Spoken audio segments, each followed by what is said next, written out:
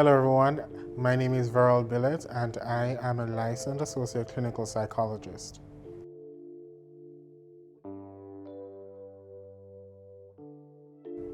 Mental illness, we need to understand that it is something that is diagnosed by a professional and not Dr. Google. So we can recognize that something isn't going right and we can go on Google and search up things. But let's be honest, if we go and search on Google, put in, I'm having a headache, I'm having coughs, then chances are it will tell you that you're going to die in probably like 2 weeks' time, right?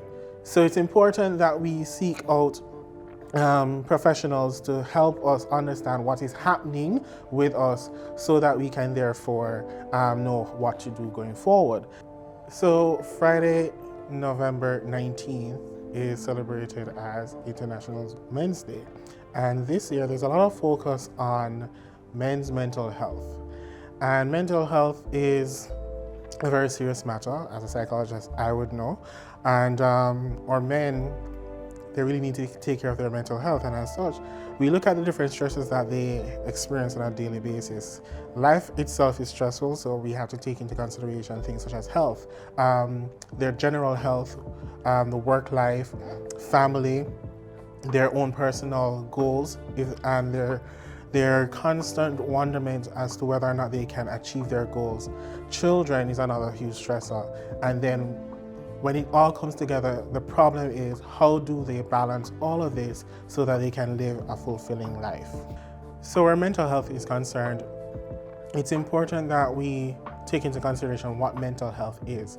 It is your ability to meet the demands on a daily basis. So handle stress well so that you can interact well with other persons, you have a good relationship with yourself, as well as you are able to contribute productively to your society.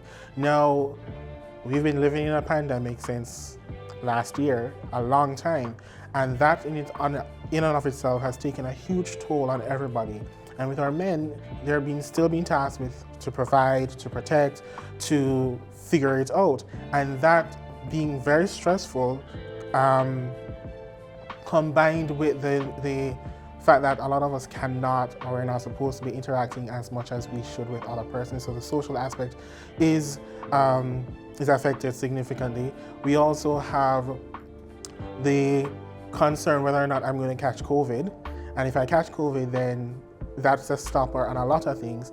And then persons have lost their jobs. They can't provide. Men are not the best persons at communicating and expressing their emotions. And as such, this is another layer of the problem. And so the whole COVID situation has led to a huge realization for many that I have a lot of stuff going on, but I don't know how to deal with it. It has long been noticed or believed that men are not socialized to experience their emotions to the fullest extent. And we'll hear the different examples. As a child, when a boy falls, he's just expected to just get up and not cry, versus a girl, she's hushed, she's cuddled, and that sort of thing. The whole understanding of mental health and emotional intelligence and communicating, it's something that we learn throughout our time. And the stigma that comes with that when you find a man who's able to do just this is very stifling, because they're therefore labeled. So a man wants to cry. If he cries, he's seen as weak. A man communicates how he feels. He's told to just suck it up and figure it out.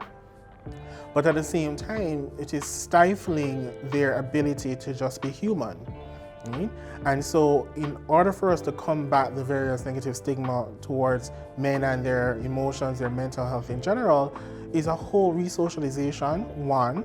Two, the creation of safe spaces for men to just be human and communicate and experience their humanity. And also, I think men have an individual responsibility to push against the grain and push against the stigma, to say, yo, I don't agree with you. I need to be healthy. I need to be there for my children, my family. I need to be there for myself, first of all. Internationally speaking, men are 3 times or 4 times more likely to complete suicide. I think men need to start accepting help. They need to learn how to accept help, how to go and seek help, because let's face it, our men are not going to the doctors freely, right? They're probably, well, this is how I put it, men tend to have to be next to death's door to go to the doctor, right? And in terms of getting therapy, a lot of times, in my experiences, someone else will book the session for the man, and then when they come, there's some amount of resistance. I do think, though, that adult males are more willing to get help for their kids, including our boys, rather than they themselves. Some men, in all actuality, have stated that it's too late for them. They're just willing to put in the effort for their kids.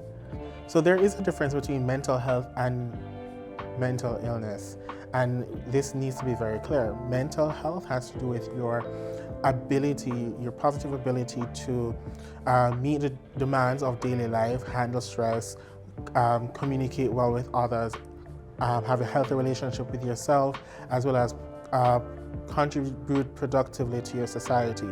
In terms of mental illness, that's a diagnosable condition. It's of the mind, of the brain, and therefore in between is like a spectrum, right? So we all have mental health challenges. We probably can go through mental distress depending on how chronic the stresses are, but we are able to find a way to combat all of that. Not everybody who comes to therapy or seek help will get an official diagnosis, because sometimes it's just, how do I help my kids cope with COVID?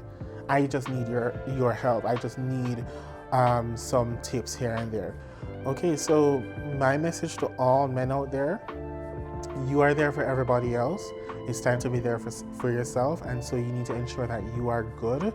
And in being good, you have to pay attention to your mind, your body, your spirit, everything that makes you human. Pay homage to your humanity by taking good care of yourself. And when I say good care, you take care of all of yourself.